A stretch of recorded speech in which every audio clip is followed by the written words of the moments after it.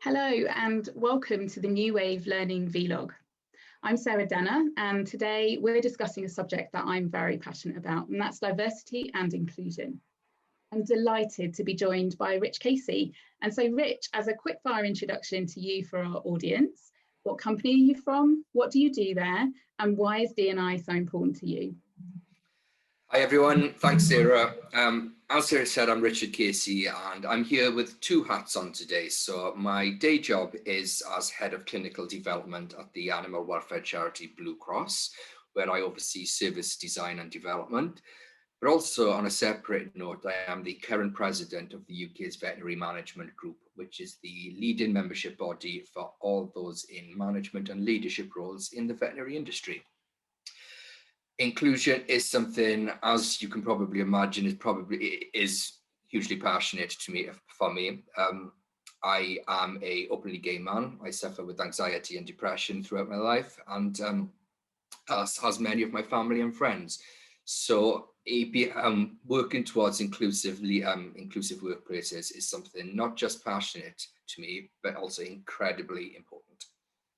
Okay, well, thank you. And yeah, touching on one of the topics that we're going to be discussing today, which is courage. Thank you for your courage in sharing that about yourself today. This is one of a series of 3 vlogs on the topic. And today, Rich and I are going to look at 2 of the 6 signature inclusive leadership traits that were outlined by Deloitte in their well-known report from 2016. So we're going to jump straight in with our questions, and we've got 2 of those traits. They are curiosity and courage. As I said, I think it would not be appropriate for me to avoid starting with curiosity, given that's one of the inclusive leadership traits. So we'll start there. And it's definitely been my observation, Rich, it'd be interesting to hear your point on this, but it's been my observation that there has been a noticeable and significant increase in conversations this year around topics such as equality, diversity, and inclusion.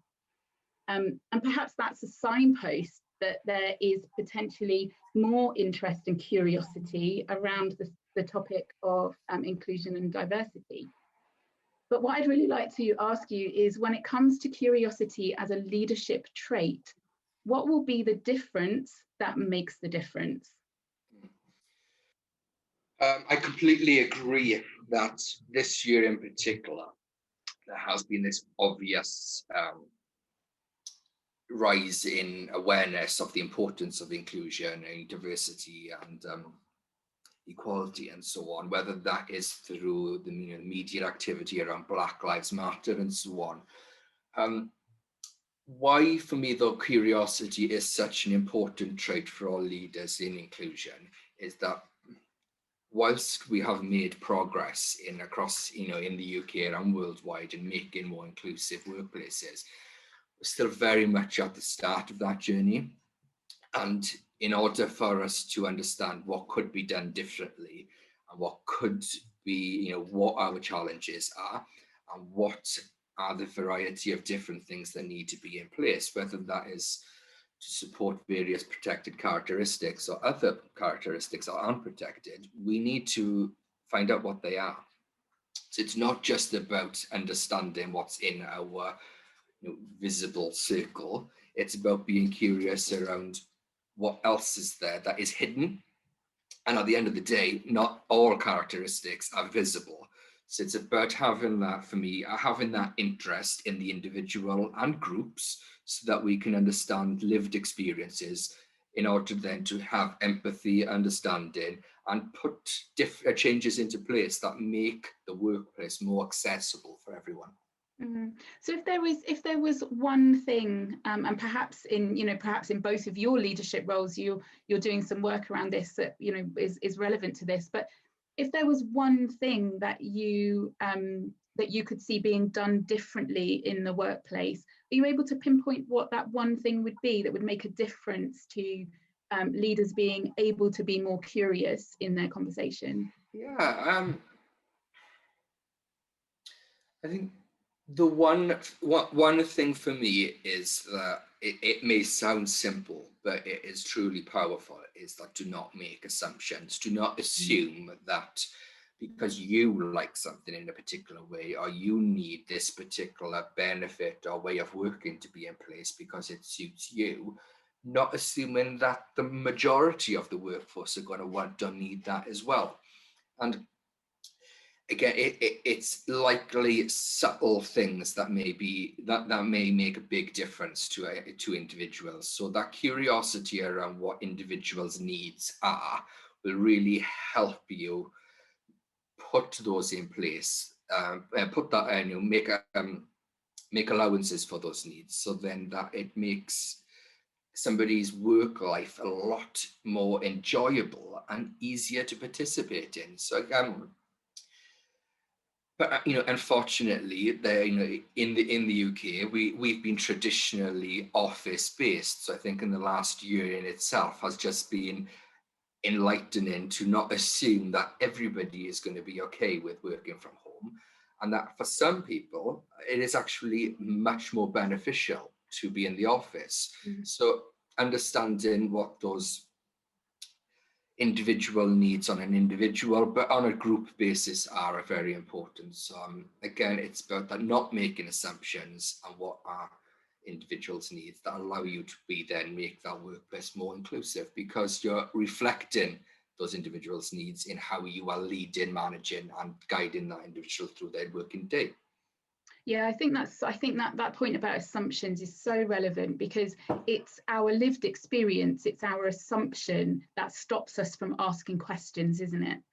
Yeah. Because you assume you assume something, and therefore you stop automatically being curious about it.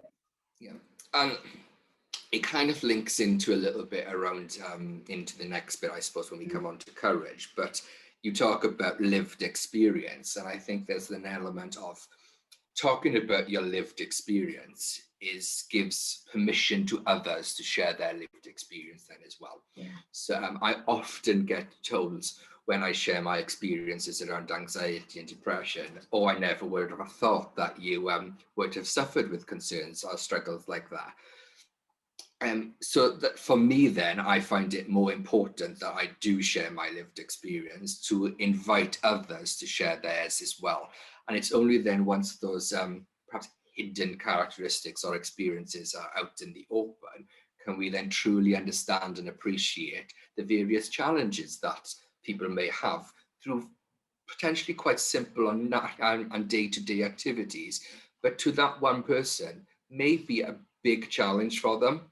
At least then, once we understand those circumstances, we're able to empathize with them and put steps into place to reduce that difficulty. Absolutely, and I could not agree more with the sentiment that you've just described there, because I think from a leadership perspective, role modeling, the one of my mantras has always been, kind of be the change you want to see. So if you want people to be curious, you have to give them something to be curious about. And that permission aspect is vital to, if you can share, then you become somebody that people feel able to share with. Completely. Because the trust is established that allows that conversation. Exactly. And I don't know, I don't see my personal challenges and the challenges that others have as vulnerability. I see it as a strength. So, when you're able to put your lived life experience into your working life, you're able to bring a human element to what it is you do on a day in, day out basis that allows others to relate to you and warm to you. And so vulnerability is a strength, and it shouldn't be looked at as a weakness. No, and you're leading us beautifully into our second question. So we'll move on to that. And this is it's a very generic question, so we can explore some of the topic. I pick up on some of the topics that you've touched upon already.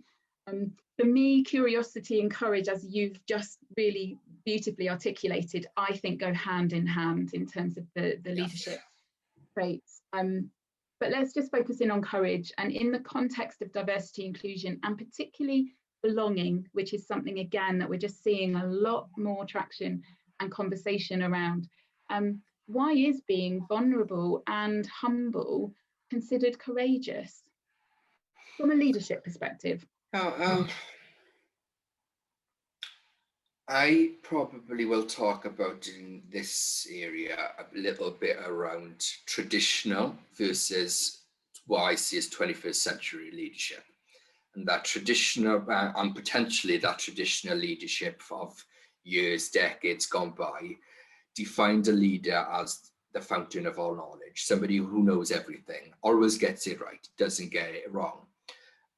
And unfortunately, that isn't life, and that isn't business. We're working and living in such a volatile, uncertain, complex, ambiguous world that you can't know everything because things change so quickly. So for me, when looking at that, how a leader can demonstrate that humble and brave side to them is not being afraid to show that you're not fountain of all knowledge. You don't always get it right, and actually, it is then owning up to when perhaps you got something wrong, visibly showing that, so then others demonstrate it to themselves and actually own up when they haven't got something right themselves. So we're not contributing to the blame cultures that we see and hear in so many organizations and industries these days. I certainly did used to feel when I started my leadership journey that I had to be that know everything, get everything right, and be the epitome of perfect. And it is so exhausting, and the indirect impact it has on your mental health, your physical well-being, the amount of time you are putting into that, time and energy you're putting into being that perfect person, it's not sustainable. So and once I embraced this 21st century leadership, and I said, you know what, I can be what I want to be like without having to be 100% perfect, and utilizing and expanding and utilizing the resources that I've got available to me, and the colleagues, the friends, and the lived experience helps me demonstrate that leader that I want to be. It was a really big light bulb moment. So yeah, I think it's probably a little bit around, we can demonstrate our courage by showing that you're not perfect. Absolutely. But it's how we prepare, how we come from those mistakes. Yeah, and I think as well, you were just sort of, you've got the parallel, haven't you? Because the leader is assuming the responsibility and pressure and stress of being perceived as perfect, so on and so forth. That then creates an atmosphere and an environment and a culture where the people that are following that leader feel that that's the right way to behave. Exactly. It's the leader being humble and vulnerable and therefore courageous to say this is not truth. Yeah. This is not reality, and allowing that to come about in the culture of the organization. Yeah, and I don't underestimate then how brave and courageous it is to be some of the first followers. We've discussed discussed the leadership lessons from the dancing man in the past, but when you're in the minority, that can be just as difficult as being the first person to do something. Yeah. So I suppose that's my my advice to those who perhaps don't see themselves in formal leadership positions, but when you see somebody doing something that's quite new or innovative or different, don't underestimate the power that you can have by learning and adopting that change as well. Because once one person becomes 2-3 people, then 3 people becomes a tidal wave further down the line. So yeah. And I think as well, it's a great analogy actually, because you can then see how courage allows for curiosity. Curiosity allows you to be more courageous. So those two traits really do complement each other in terms of transitioning into a more inclusive leadership style. So our final question then. In your opinion, What's the biggest barrier to creating inclusive cultures where diversity thrives and people feel they belong?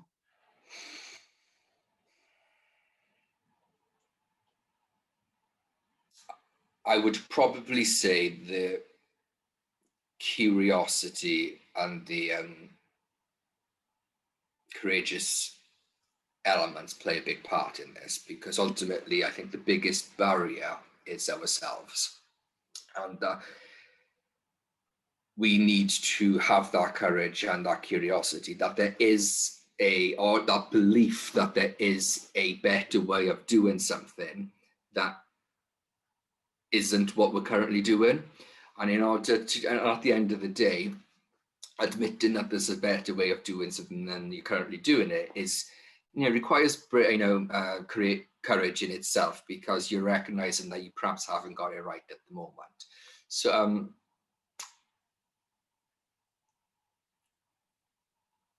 there's the element then of, I would say, is that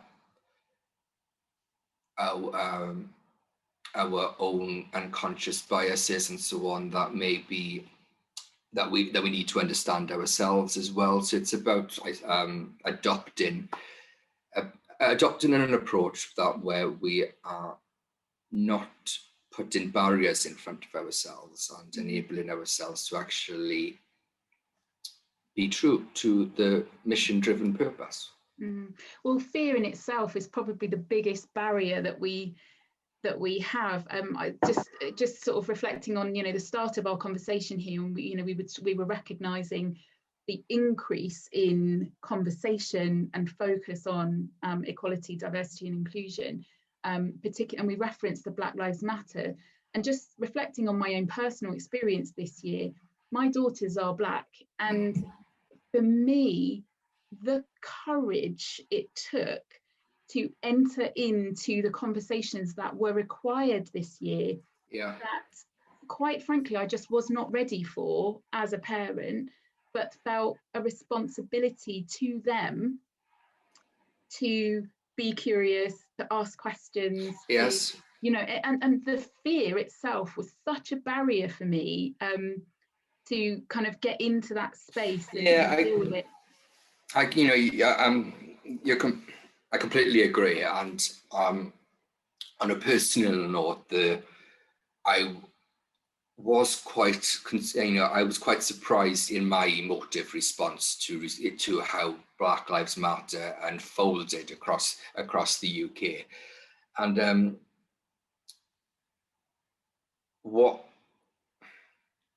I think the challenges that organizations and individuals are going to have, and this is possibly one of the biggest barriers that we are going to face on an individual and organizational level, is that unfortunately there are going to be times where thoughts, feelings and statements from people we love and respect potentially don't mirror our own thoughts, feelings and positions as well. And I would then say there's an element of, if we don't respond to that or comment on that or give feedback, then are we accepting that as the truth? So it's not enough about being, I'm not racist. It's about being anti-racist and actually challenging when inappropriate comments are being said, and actually being brave and showing that courage in challenging back somebody you have respect for, whether that's a line manager or whether it is a family member.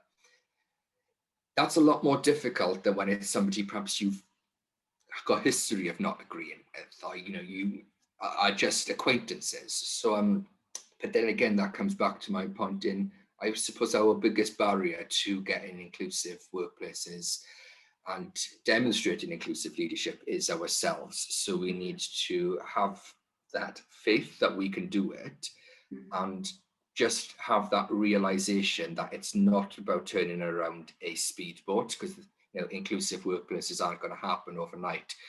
This is a turning around an oil tanker, and it's celebrating those quick wins those small wins when they happen, because when it's something like inclusion, they need to be celebrated, because otherwise they're not necessarily tangible things, and therefore we can often think, oh, I'm not having the impact that I would like to have. So when they do happen, make sure you give yourself a pat on the back, or pat somebody else on the back when you see it happen.